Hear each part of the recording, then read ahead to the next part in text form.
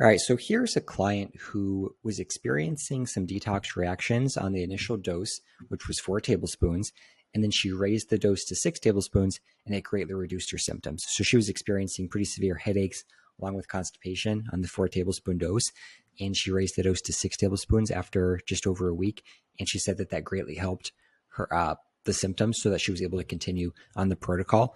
And the results are actually pretty positive. So this is after a 30-day period. So the minerals we're really balancing quite a bit here over 30 days. There was a reduction in metals, and the vitamin status also improved.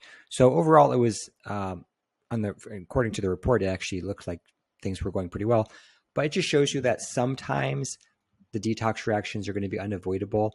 We don't have the philosophy that you should just power through them, and that negative reactions mean that it's a healing crisis and that it works. We believe that that just means it's somewhat of a stressful experience on the body. And ideally, when you detox, you don't want to feel anything. And if you do feel something, you want to feel better. But it's ideal just to feel either nothing or feel better as you detox, because detox is inherently stressful.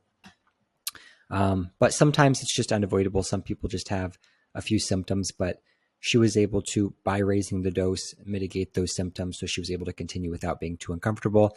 If you're not familiar with kind of the reasoning behind why a higher dose would cause less detox reactions than a low dose, you can check out our higher dose theory of zeolite. It's under the education tab, and then you go to higher dose theory, and there's a pretty lengthy document just kind of describing my thoughts on why taking a higher dose seems to be gentler and more effective. And we've had reports from hundreds of people who took a low dose or took other detox products like other liquid zeolite products or other things and had terrible reactions, and they were very sensitive to detox.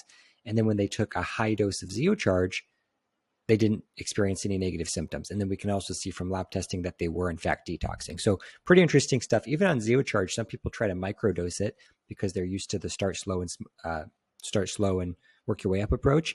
And the low dose oftentimes does result in some sort of headache or detox reaction. And then when they raise the dose, the reaction goes away. So that theory is all described here and why that's happening if you want to check that out. But basically, this was just one example of someone who needed a little higher dose to reduce those symptoms.